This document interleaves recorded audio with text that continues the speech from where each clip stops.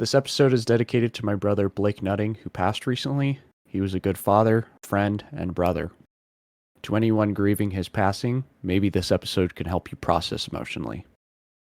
If you want to contribute to Blake's memory and to his family, the GoFundMe for his funeral will be the first link in the description.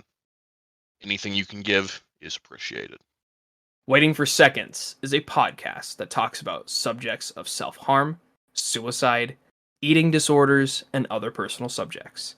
If you don't feel comfortable listening to this podcast alone, listen to it with someone important to you. May that be a teacher, a parent figure, or someone you feel comfortable being with.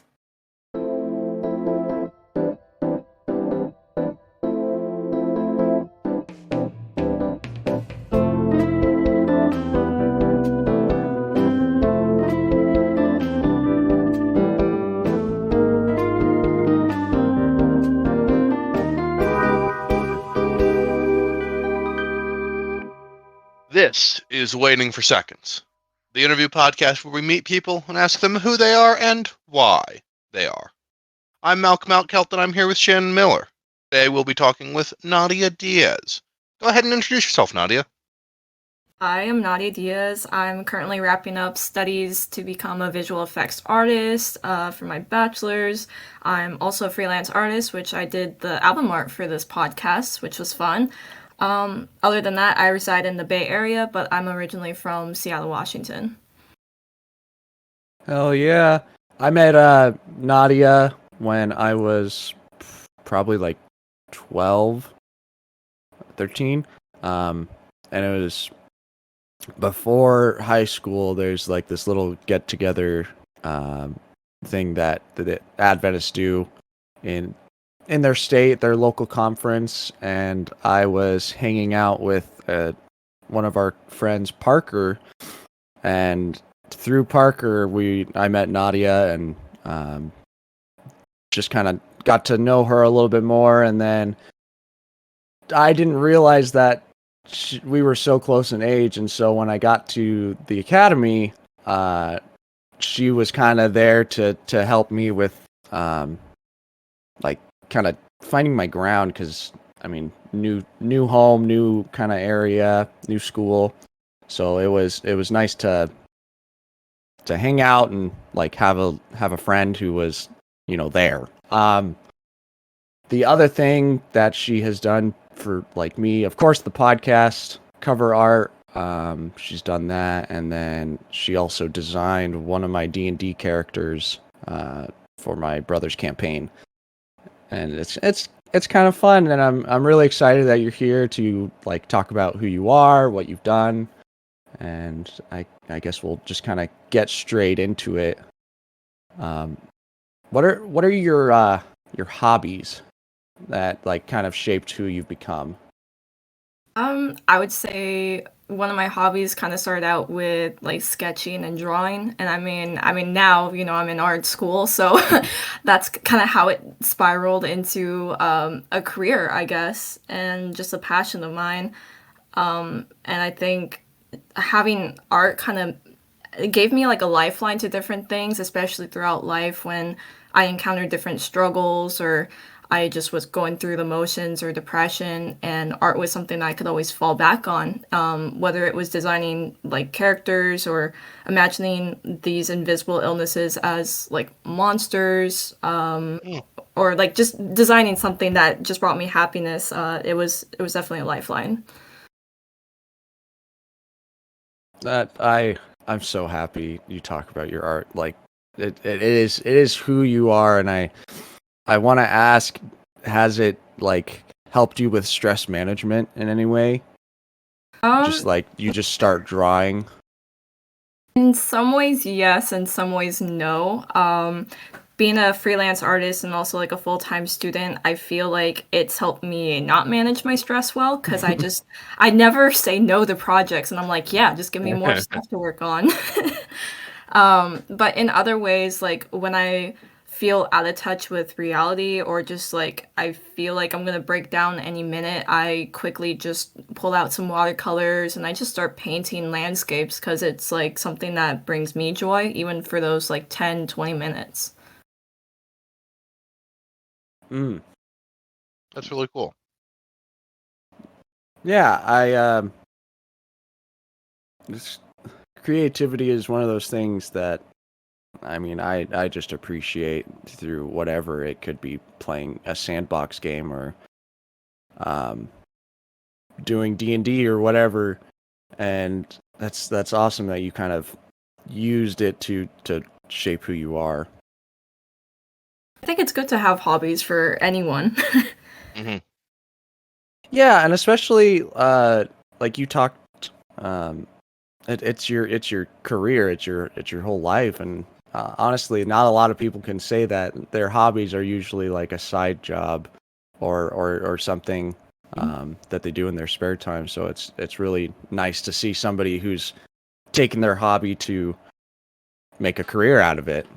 Yeah, I think it was definitely something where it's like I couldn't see my life without art, and that included like a career choice. Because when you think about like uh, things that you want to do as a career, some people have different options, and for me, I was like, no, I just want to do art. It was So never really on the table that there was any other choice. Yeah, I think at one point I like considered marine biology, but then that included doing math, and I was not good at math, so I'm like, well, no, that option's done. I mean, you do love sharks, though. I do love sharks, yeah. When did that start for you? I would say probably when I was 4 years old, when I watched the movie Flipper, which ironically is about a dolphin, but the moment the shark appeared on screen, I was like, heck yeah, like I love sharks. Sharks are cool. Hey, man, it's a good opinion. You know what? Sharks for me, it's kind of like, I guess in a sense, it's like my spirit animal. They go through so much and they're so like persistent, like no matter what's thrown their way. And I don't know why, but I think like having the spirit of the shark is kind of like, it's been my mentality through life. You want to expand upon that a little bit more? The mentality through life. So I guess kind of getting into like the nitty gritty of it, like you've seen like different sharks, like great whites, they have like scratches or hooks in like their fins or their bodies, Mhm. right? Mm. Okay, so when you see that, it kind of, at least for me, it kind of shows they went through like a whole struggle or fight with different predators, and yet they're still swimming, they're still like kicking ass, they're still like a big like part of the ocean. And I think for me, it's kind of like no matter what was thrown my way, it's like you just kind of have to keep going, and you're still strong as ever. Being persistent at the things you want to do, no matter how many scars or scrapes that you have. Exactly. Yeah. I do you want to maybe talk about some of those scars or scrapes that have like hit you in life? Um, this feels like a therapy session. This is great. This is for free. This, I mean, it. A lot of the episodes are kind of like this, where we're just here to listen to your life. I mean, there's no better way to say it. That's honestly really cool because I think a lot of us, and maybe you guys feel the same way, like sometimes you just need that person to listen to rather than Hmm. for once be the listener. So this feels very different for me. Yeah, I think some of the things I've been through in life kind of varied. A big one was losing my mom at 18 years old. It definitely was unexpected because like to me, she was very healthy and very strong. And then at 16 years old, I find out she has stage 4 colon cancer, which by the way, when you're 30, 35, please get a colonoscopy. It could save your life. So just putting that out there. But yeah, losing her at 18, like 3 days before I was supposed to start college, it was different. Like I didn't know how to process it because I think it was kind of going through the 5 stages of grief, and the first part was just like denial about everything. So that was definitely one of those scrapes through life. How did you handle that grief? I mean, at 16 and 18, you're kind of you're fully like your brain is fully developed, and you're trying to process this loss. It I feel like back then, I would say something totally different, which was I'm handling this great. Looking back, I handled it so poorly. But I also like have to realize that I was a kid, and I think part of the reason why it didn't like I didn't process it well is because and I don't know, Shannon, if you were there in high school when it was mentioned, but the day that my mom was having surgery, I left school early, which is the day that we have chapel, which is where the whole school gets together. And my grandma ended up telling the principal to just pray for my mom. And that's when the whole school found out that my mom had cancer. And so I got my phone blown up with messages from people while I was at the hospital. And I feel like that was a moment where I just kind of wanted to shut the world out and be like, I don't want to talk to anyone, because I think a lot of people, for me, felt fake, because I would say hi to them one moment and then all of a sudden they find this out about my life and now they're nice to me. And I just wanted everyone to kind of be authentic and, regardless of their behavior. But yeah. I mean, that authenticity is important. I mean, I've been feeling that same kind of shut the world out feeling. I'd like to kind of transition before we come back.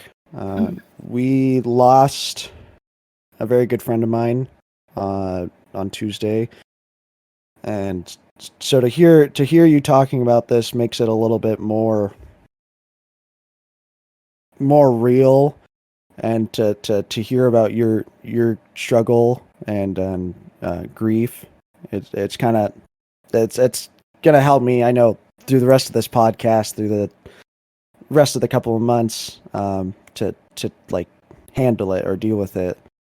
But Blaik Nutting, he was a very good friend of mine. I won't go further into detail, but he lost his life earlier this week. And so to everybody who's listening, I'd like to dedicate the rest of this episode, or this whole episode, to him, just because whoever is dealing with grief and loss and pain, maybe you can listen to this and maybe process it a little bit better, like I am right now. But anyways, thank you, Nadia, for letting us dedicate this episode. Yeah, of course. If you want to talk about him anymore, please just jump in and share any more details about him. Yeah, I appreciate that. But going back to the authenticity of people, so it just, within that one moment, everybody just kind of changed. It felt like my close friends, they were there for me no matter what. My best friend, her mom had her own issues, a few years prior, so she kind of understood the journey that I was about to take, just in a different way. But yeah, most of the other, hundreds of students that went to that school just kind of flipped a switch, and all of a sudden they were nice to me. And I don't know why that made me more mad. It was kind of just, don't talk to me. if you have to, just be yourself. But I think the other part about grief, and Shannon, you might have to go through this as well. Sometimes it makes you angry at no particular thing and also everything at the same time. And I think I just had to go through those different emotions, no matter how uncomfortable they were. Part of, I guess, moving on, or just, I guess, adapting to that feeling of grief, is just letting yourself feel everything that comes your way. That makes sense. I mean, recently it's just, that's how I've been feeling about everything, and it is unfortunate, and it does make me kind of angry to I haven't posted anything a whole lot on Facebook or anything, and just to see all the people talking about him, it's weird. It doesn't feel real, but did you ever like talk to your mom like after the passing, like maybe on the way to the lunchroom, and it was just you, and you just felt like you could talk to them? After she passed away, I feel like I have a journal actually I was given at my high school graduation, and I didn't know what to write in it because I'm not like a journal type of person. And so when I moved to San Francisco in 2018 for one of my first semesters on campus, I brought the journal with me and I started writing in it like I was writing to my mom. Just things about what was going on in life, starting college and making new friends and all these different things. And sometimes, there'd be months or weeks that I didn't go like and write in it, and I felt bad about it. But at the same time, like I still kind of talk to her in a sense. Like either it's listening to her favorite music or ordering her favorite coffee or food, baking stuff because she was a pastry chef. I feel like just doing different things kind of connects me back to her. And even I think talking about her and her memories is what keeps me closer to her. Now, how did you deal with like the stress of and the pressure of almost like maybe it's not the loss, but it's everything surrounding it? I think I had more trouble coming to grasp with like being the therapist for everyone in my family, because everyone dealt with it in a different way. And even just me being 18 years old, like there are some things that I had to do, in her last few days of passing that no one should ever do, whether you're a kid or you're a teenager or you're an adult. But I felt like a lot of it was just kind of like I had to be another caregiver for my mom, which I'm not saying that I regret or anything, but I felt like that kind of took away some of my youth and made me grow up a little too much, a little too fast, and I felt like that kind of just added the pressure of, oh, this is real life now. I have to grow up. So it was kind of weird to deal with that because I didn't expect that to be in the cards for my life, but things happen, man. Yeah, I mean, at any moment, people could be gone, and it's just it's one of those things. At the same time, though, like I guess that's where you have to kind of put things in perspective for yourself and what you want to do for like in your life, whether it's a bucket list or a passion you have. That like you find something that you really want to do and learn the people you really want to do it with and make the most of the time. Yeah, exactly. Because I think some of us, I think we take life and time for granted because we're like, oh yeah, like we'll do it later, we'll do it in 5 years.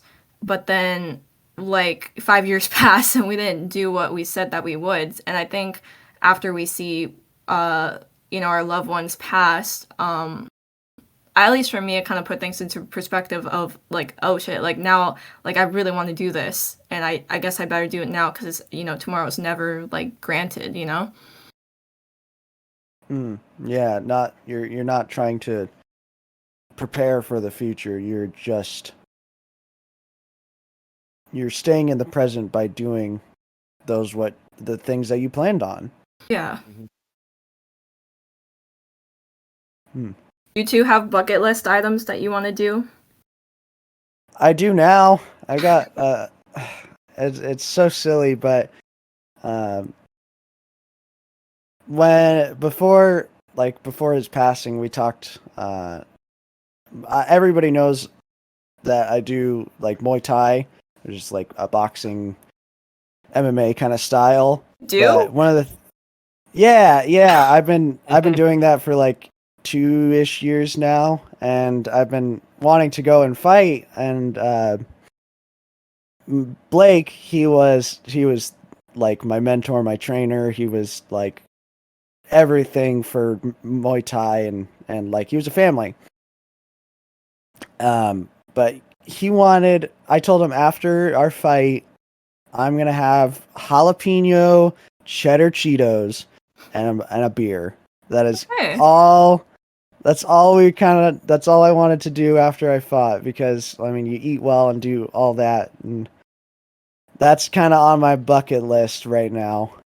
I've got other things, but I'm kind of doing those other things as we speak. Specifically, like the podcast. I've always wanted to do this, so It's a dream come true for you. yep, it's a goal that I've been wanting to do for a while now, and it's here. We're doing it. Yeah, that's awesome. We're breaking the fourth wall a little bit. We're here. What about you, Malcolm? Do you have a bucket list item? Not really. What? You so do. I mean, sure, there's like I think it would be fun to skydive, but I've never really thought about it as like I want to do this before I die. I've just thought about it as like it probably would be cool to go skydiving. Yeah. But no, I've been very lucky to like the biggest death I've really had in my close family that I can remember was like a dog. Oh. And I don't know, it's simultaneously kind of hard to cope with seeing it in someone else because I don't know how I'll react, Mhm. and I'm a little worried that I won't react well. And I mean, thankfully, I have people like Shannon around me who will always be there and always be ready to help. Mhm. Always. But it's a little weird to think about death in that way for me because, I mean, I've thought about my own death, but always in like okay, yeah, I'll die. That'll happen at some point. Cool. I think I it's mean, like more like easy to accept like with yourself than it is with other Mhm. people. I think it definitely is. For sure. I mean, how I look at death is like it happens. There's usually nothing we can do about it. I mean, you lose a grandparent or a pet or something, and it's almost seems like normal. And I mean, it doesn't change like how you feel about it. I personally, even though it's only been a couple days, the pain isn't gonna go away. Mhm. Like with the memories of the person. It could be a pet, it could be a grandparent. And I was talking to Underhill recently, previous guest on the podcast, and he was saying it never stops hurting. Mhm. And it's one of those things that I'm just trying to consider in the back of my mind. But It's like a I weird imagine thing for to you, cope with. yeah, and I imagine for you, because it's been a long time, or it's been a couple of years, that it still just hasn't stopped hurting. You're having your good days and your bad days. Yeah, I mean sometimes like it's oh man, this is gonna sound so like bad to say, but I'd rather be honest about it than not. Some days you go and live your life and you forget about the person. Um, and I don't mean that in a mean way. It's just more of like you forget that it happened. You forget that like they're a part or they were a part of your life. But then when you remember that, I think that's the one of the more painful moments of like, oh shit, like yeah, that happened. I lost this person. I can't call them right now. So it's like those are the bad days, but there's also good days of like remembering like the memories you had with them, and all of a sudden you have this smile on your face like, oh shit, like they would really like that, like, oh man, I wish I could tell them about it. Yeah, that's what I'm trying to do. I'm not. I mean, like I said, it's only been a couple of days, but all the emotions and all the things, I'm just thinking about like the memories. That's what's important to me. But It's the thing you hold on to though, and make an effort to tell people about who he was to you. yeah, and I mean, I'll find my ways to like honor his memory. I know, like specifically, fighting will be one of the ways to honor his memory. Mhm. Um, what are some ways that you maybe honor your mom in her memories? Ooh, you know, Maybe something she wanted to do, or something like she wanted you to do, and there's that's kind like why of you different pursue it. things, I guess. When I was in high school, she always told me about like how good of an illustrator I could be if I did children's book illustrations. Um, and I don't know why, but back then I was like, ew, no, I don't want to do children's book illustrations. Like, I want to do like game art, I want to do animation. No, it's funny actually. One of the projects I'm wrapping up now is a children's book for a client. So that one it came back to me. And so whenever I work on that project, I kind of just like think about how I would share it with her. You know, if she was still here, she would probably laugh at me and tell me like I told you so. But another way that like I guess I try to honor her is to like try to make an effort to travel and kind of see the world and like experience more cultures because I think she was very into just learning about new people and especially the food and the desserts. So I guess I try to exude that same energy. What places have you traveled to? I know I've seen on Instagram you going to these tropical areas. I have no idea where you were at, but I know that you went to some new places. Dude, okay. So since I know now that you're into Muay Thai, you have to visit Thailand. I that's on my bucket list, and it's more now because of him, because we're gonna go next year. It's Thailand is such an amazing place and they're such nice, sweet people. Like I kid you not, like even being a tourist over there, they like the locals were so sweet. And me and my partner just went in like late July, early August for 2 weeks and we visited like the islands, we visited Bangkok. And the food was amazing and cheap. So were the accommodations. The nature and the hikes were beautiful. The experiences were incredible. But it was just like the people and the atmosphere. It just felt so, I don't know, like close knit and really nice. But it's definitely something different than to like what we're used to. Oh my God, Like yeah. we have our stereotypical family over in America, but when you go over to those other countries, they just do it differently. I mean, there's nothing else to say. Yeah, I don't know what it is about it. I mean, granted, it is considered a third world country, so you kind of do see like a little bits of that, and it does make you more appreciative for what you have. But at the same time, it's like when you visit those places, you see such an abundance of culture, and I feel like in the United States, it's not that we don't have that, it's just a lot that we can't really fully experience as much as, going to those countries. Yeah. But you should definitely visit Thailand if you like Muay Thai, because then you can just fight with them.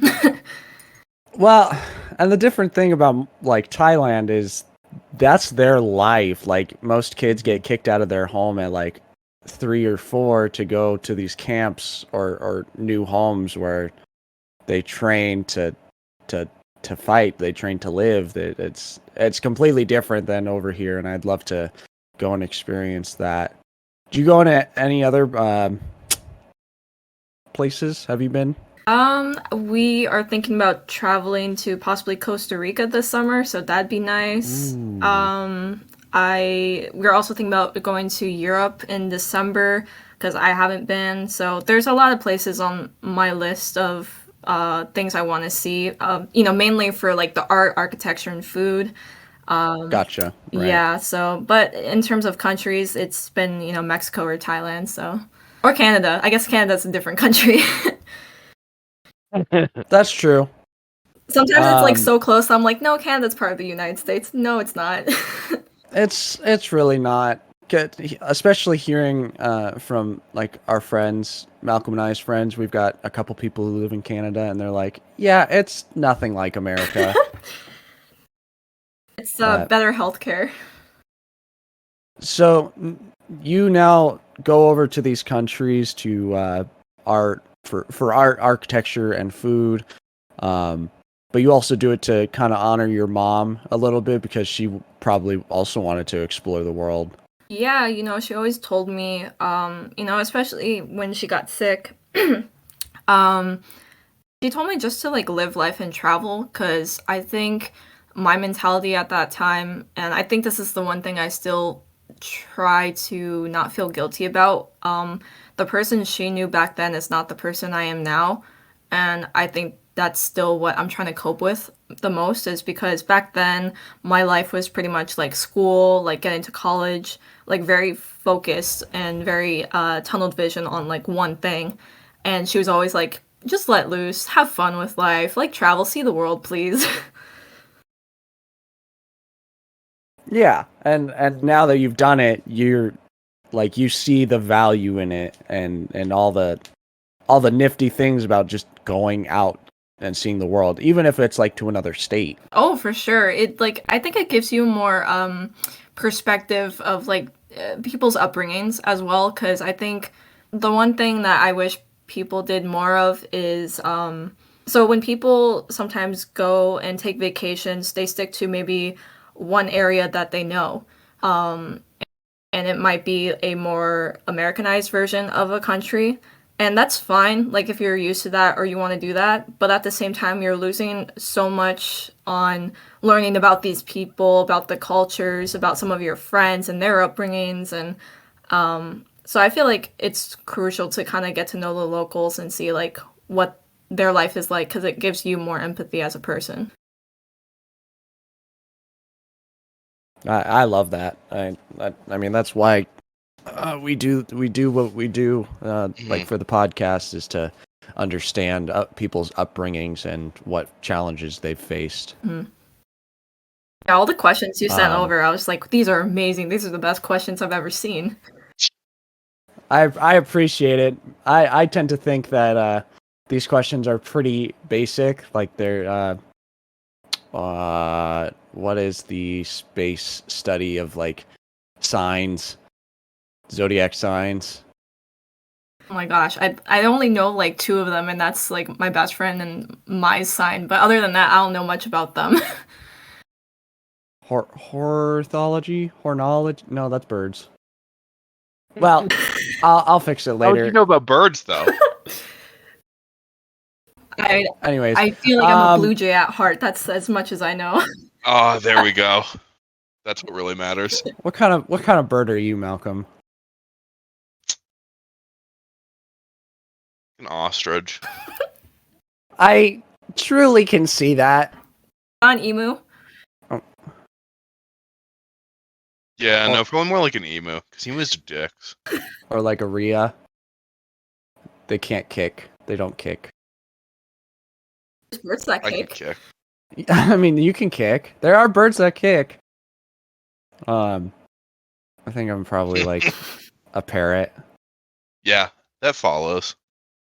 Well, maybe coming back. A typical the most like basic thing about our podcast is this one question about nature versus nurture and like kind of how we see life.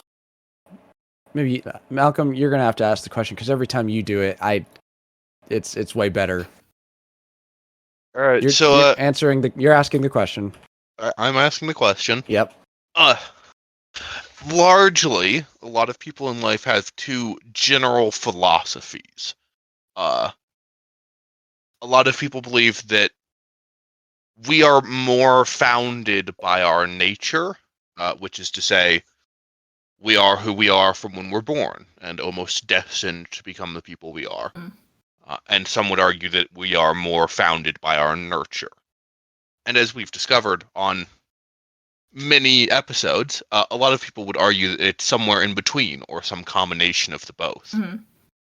I want to know where you stand on that. Do you believe we're more made by our nurture or our nature? Ooh.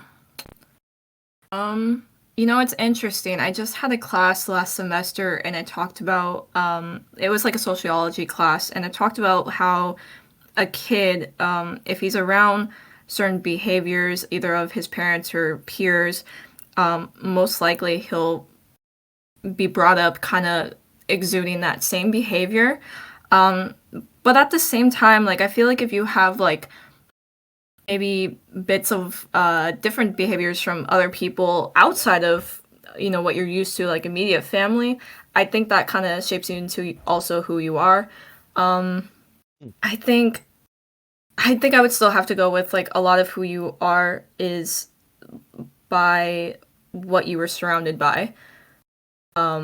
Whether it was the warmth of immediate family or other people like peers, teachers, friends looking out for you. I think if you have more of one thing than the other, whether it's positive or negative, then most likely you'll take the majority of what you've been around. So that's, I guess, my answer. A more nurture standpoint. Yeah. That's I mean, interesting. I'd like to know if you feel that has been the same with your life. Ooh, that's so hard. I feel like yeah, I agree with like what I said, but at the same time I'm like, no, but when it applies to my own life, I think with what I was raised with, sometimes I feel like that's how I was shaped to become, but at the same time, um, my friends in particular kind of shaped me into who I am. Because I think when I was younger, I was a very pessimistic person just because of some of the negativity I was Mm. around. But now I'm probably more positive than I've ever been in my whole life. And I think that's really like in thanks to just my friends, my partner, and, the handful of family members that, I feel close to. You were talking about a little bit of positivity, and trying to be more positive. Maybe this goes with that.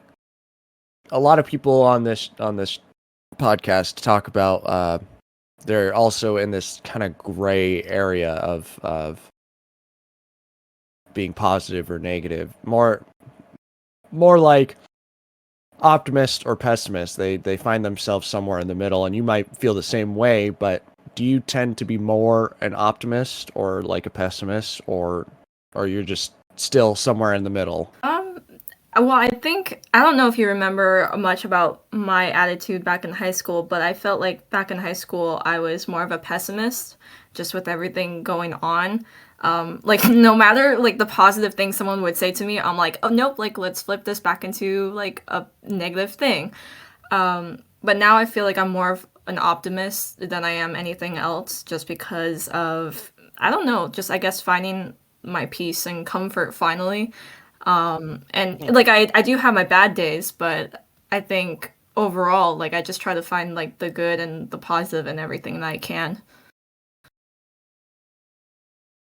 So you have your optimist days and you have your pessimist days, and it just depends on the situation almost. Yeah, I mean, like just the other day, like I broke down crying because I think about my future as an artist, and even though like most of the time I could have confidence about like my career, about my freelancing, about my academic career, it still gets to me sometimes. Like, ooh, I have a lot to live up to. This is a lot, and that's where I get into the mindset of this is kind of scary for me. But at the same time, like, I guess my optimistic days are like, I get to do this as a career. Like, this is my passion. This is amazing. Not a lot of people get to do that.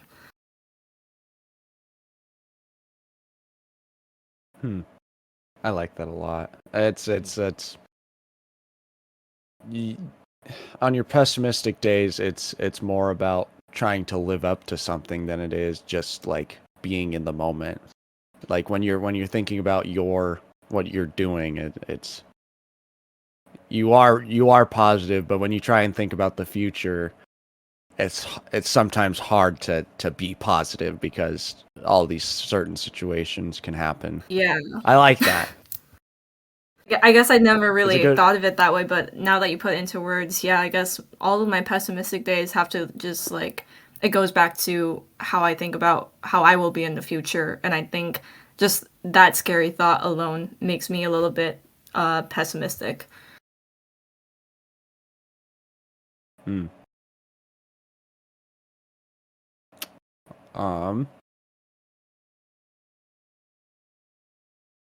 Well, Yeah. in that thinking about where you'll be in the future, I'd love to ask you if you have major future plans.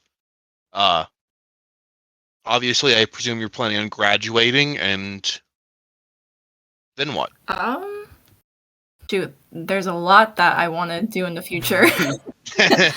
Where to start? Let's say 5 In years. 5 years. Okay, well then, in 5 years, I hope I'm already graduated by that time.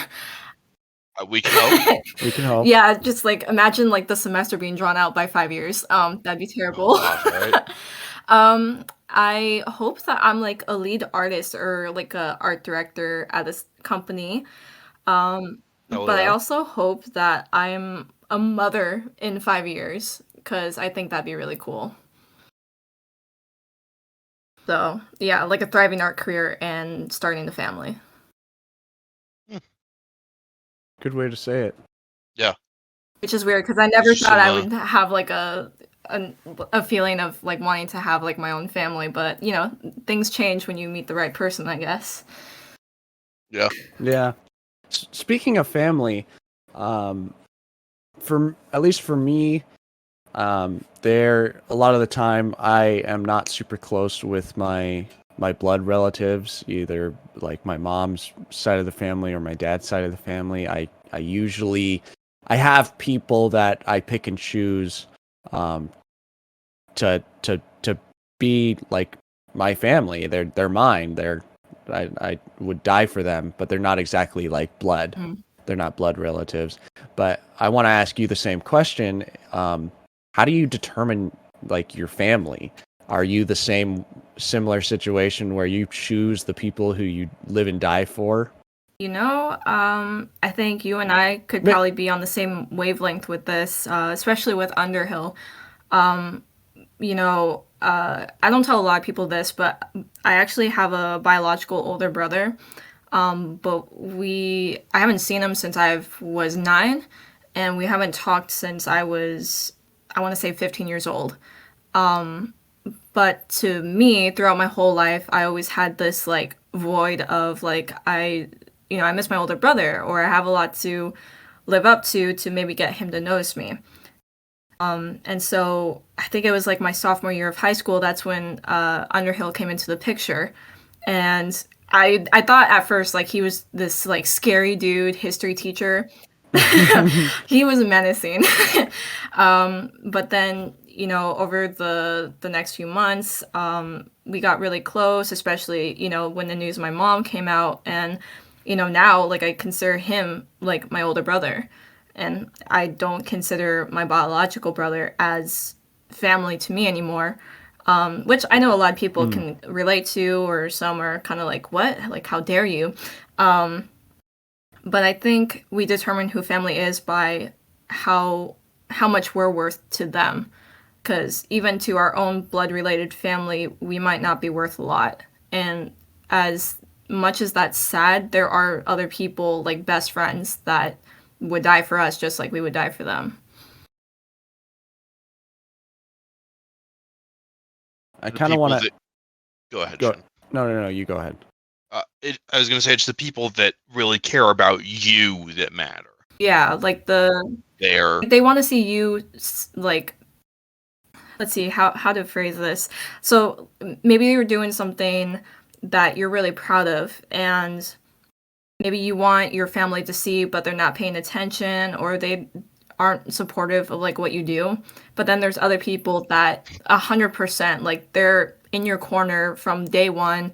They might not be related to you by blood, but they wish you the most success and will do anything in their power to make sure that you go above and beyond and meet your dreams. And so to me, that kind of helps determine who family is. You had to say corner. Because of fighting? Sorry. Yeah. He was supposed to be in my corner for like my first fight, and even to hear about that, just I mean, that made him family, and those people who you choose to be in your corner and like support you with anything good or bad decisions. They're just there. They support you. Mhm. They also like look out for your well-being and will tell you when you're being a dummy when you need it. Yeah. Yep. Exactly. That, even though like some people may think of that as negative, it usually is because they love you and they trust you, and they want you to like make a better decision almost. Of course. If you know what I mean. Yeah, Yeah. I mean, there's been many times where Underhill's like, Nadia, you're being so idiotic right now, and I'm like, yeah, that makes sense. So, He's definitely slapped me in the back of the head a couple times, just being like, "Are you kidding me? Are you kidding me?" we had to go through our dumb teenage stage, man. I'm I'm still going through it. going through dumb stage.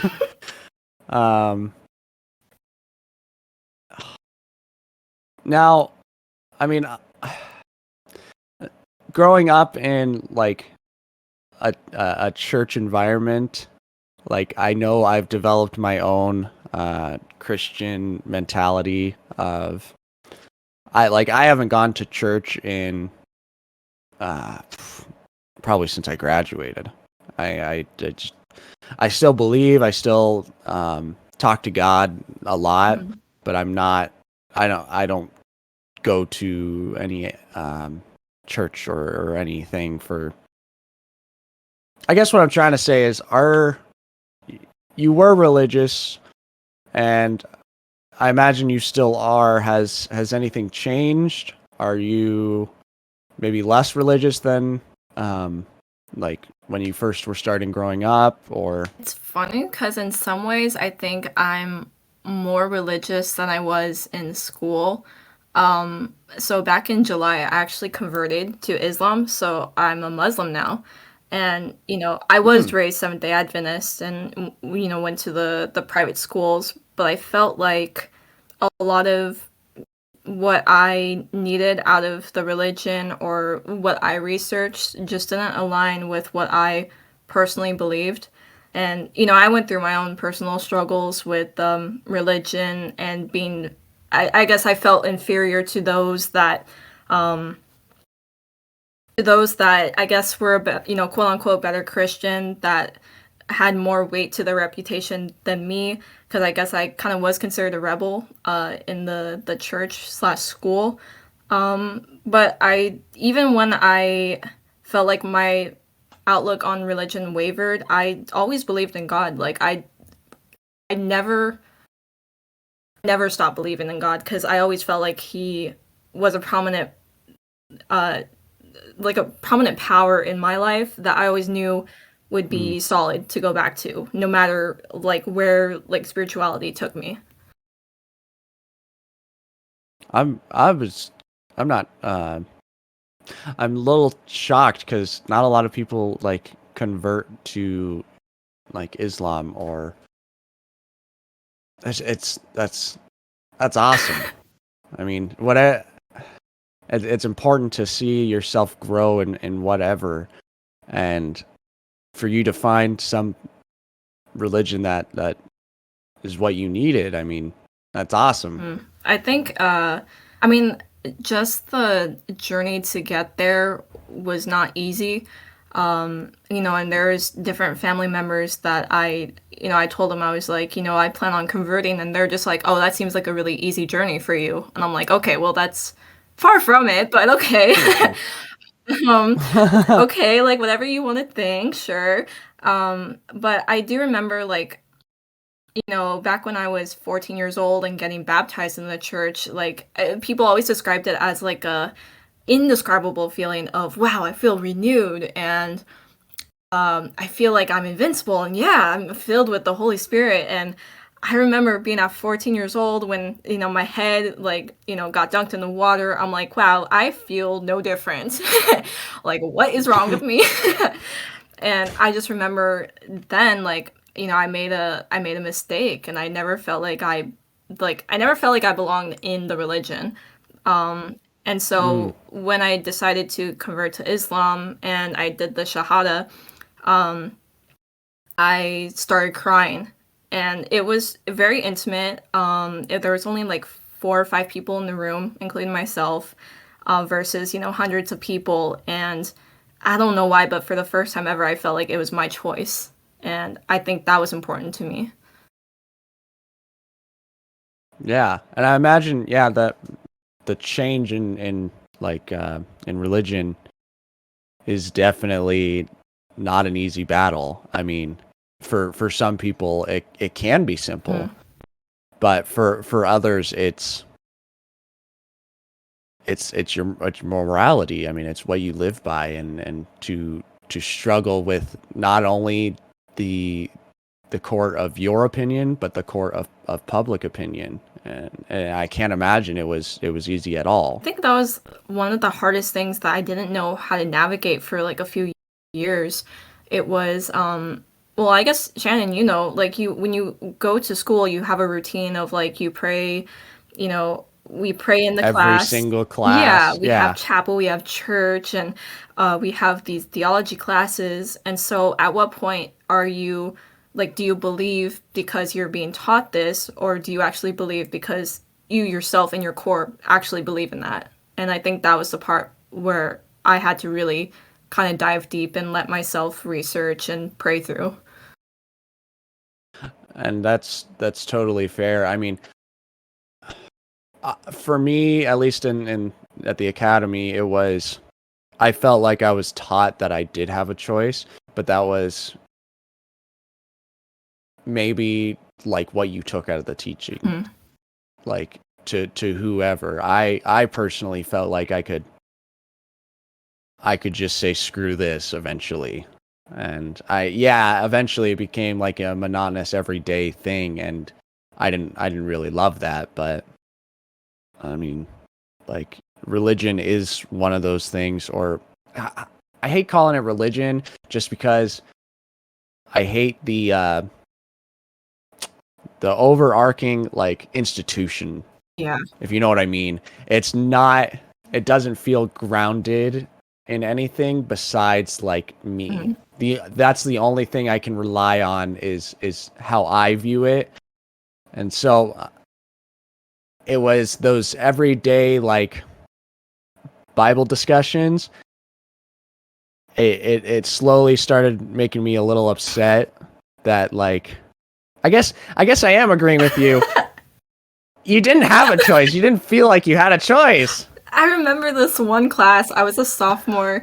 I was a pretty quiet student, and I don't know what the teacher said, but I just remember words were coming out of my mouth saying, like, "Of course you're saying that because we don't have a choice," and the teacher looked at me and said, "Well, of course you have a choice. Like why are you here?" And I'm like, this isn't really a choice. And so, yeah, long story short, I had to apologize to him.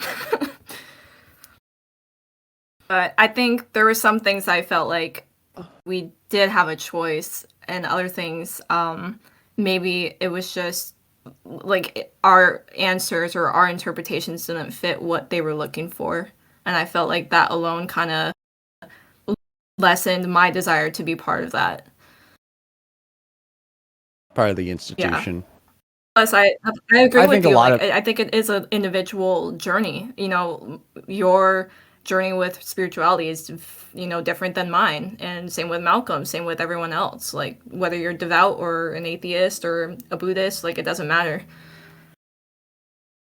Yeah, and I think it's important for every one of us to have our own little spiritual journey, because a lot of people see it as they need it like a physical thing. They need a physical person. They need to see it to believe it. Yeah. Not only they can't just say it to believe it, but I think it's important for everybody to have that spiritual journey to like help them feel what they're feeling. I it sounds a little rude and maybe rude to other people who have a religion, but like even if like in the grand scheme of things, like the religion isn't the important part, like one religion is right, one religion is another, or isn't. Yeah. It's I think there's also it's people that thing that who take it too far. Like anything yeah. that happens, like they somehow tie it back to God. Like whether it's good and they undermine your ability or your gift or your practice, or it's bad, like it goes back to God.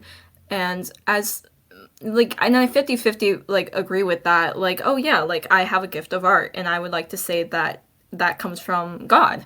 But at the same time, like I did put in like hours and hours into my craft. But at the same time, you have people, diagnosed with depression, and then church members saying like, oh well, if you just prayed more, it would go away. And it's like, no, that doesn't work.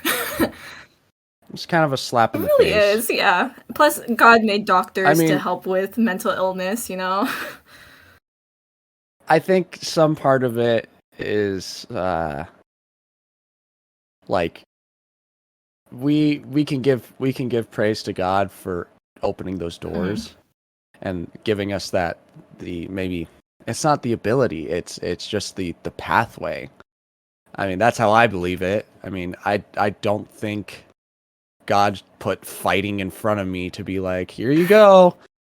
You're ready. You're perfect for it.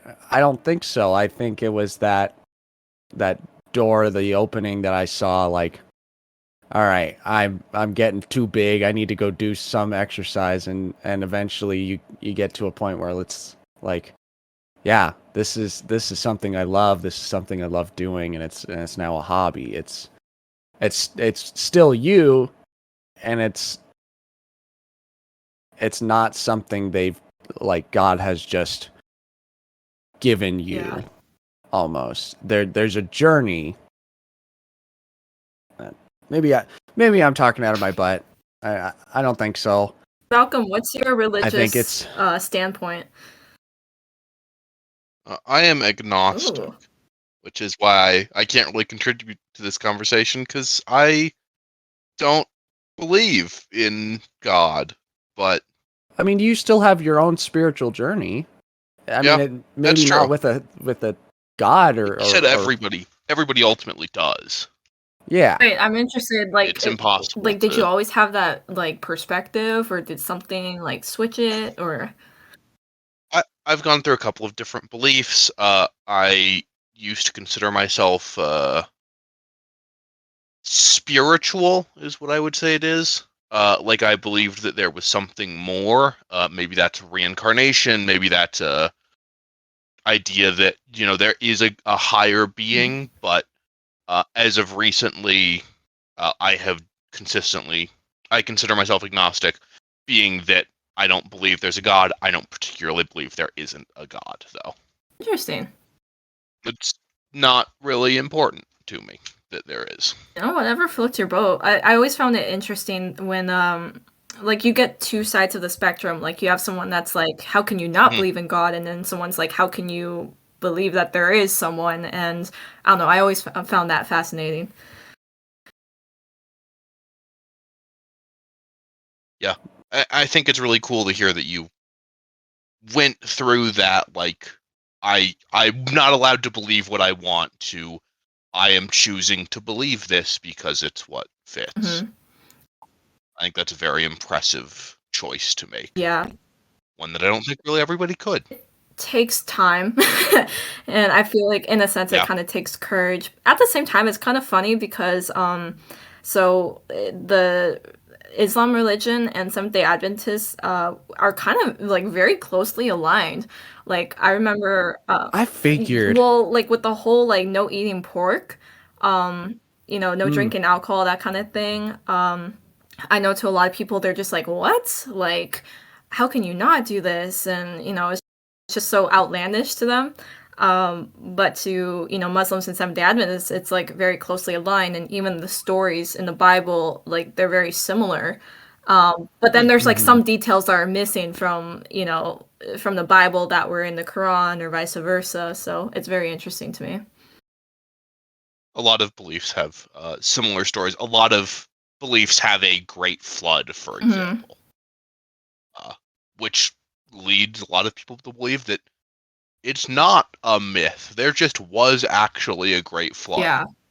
and people interpreted it in many different ways. And I mean, nobody can really be sure that they're right unless we go and ask God. I mean, I definitely think there was a flood because the human race was, we were not the best. I feel like that's just very common throughout, like, no matter the religion. Yeah. But I know I've taken up a lot of your time for this interview. I know we allotted like an hour-ish, but I want to say thank you for coming on and sharing about your grief and your spirituality and just kind of talking about who you are a little bit more. And I know I've learned a couple things about you since talking a while ago, or how many years ago or whatever. Almost 6 years, 5 years ago? Damn. Yeah, something like that. Damn. I feel so old. Yeah, me too. But I'm gonna do the Hot Ones thing. I'm gonna roll the red carpet out for you. What have you got going on? This camera, we've got no cameras. We don't. Where's have my this hot sauces? podcast. this- This is very important. We'll send some to you. Okay, good. We won't. We can't. Legally, I'm gonna put this in the podcast. We can't send hot sauces. We cannot send the hot sauce. We don't have the right permits. We- I'm sorry, Nadia. I'm so No. sorry. What was the host name of the guy that does Hot Ones? It's like Sean. Sean, I was about to say Sean Mendez. He doesn't seem Latino to me. Sean from Hot Ones. Let me type it in. Sean Evans. There we go. Sean Evans. Sean Evans, please sponsor this podcast. He's there you with go. us in spirituality. He says, this metaphysical camera, and this metaphysical camera. What have you got going on? You know, just wrapping up my studies, hopefully graduating after this summer, just enjoying life with my cat, with my partner, and just, you know, trying to make the most out of art in my career that I can. But it's been great to be on this podcast, and it was fun. I lost track of time. I did too. And at Arthead Oh Creations. my gosh, yeah, follow me at Art Yeah. Creations. Hire me, please. She does amazing art, and I know I will continue to have her do things for us via money. Not art things, not things Oh in my general. gosh, that just sounds art so things. bad. Just art thing. It does. Legal That's saying in the disclaimer for art. podcast. Yes. Yeah, you can only pay her for Okay, her there art. you go. Nothing there you else. go. Well, or if you give her There a you job. go. Yeah, if but there's any that's studios probably listening, an art then job. please hire me full time. Other housekeeping things. Thank you to Jensen Kral, the man, the myth, the legend, who made the intro and outro for the podcast. He's got his demo out on Spotify, all the fun music places, Apple Music, Amazon Music. It's knocking on doors for his musical Tea Time that he's been working on. He is also been writing a program called the BMI Musical Theater Writing Workshop. I didn't specifically get a link for it, but I'm going to get one from him as soon as possible, so it could be in the description. So, yeah, thank you everybody for listening, and thank you, Nadia, for coming and hanging out with us for number 11, and also being... No, I'm not going to do that. I won't say that. Yeah, thank you again for coming and hanging out with us. It's been a blast. Thank you again for having me as a guest. So, once again, thank you for everybody listening to the podcast, and we'll see you for whoever Malcolm decides to get on the podcast. Yeah. See you next time. Bye. Bye.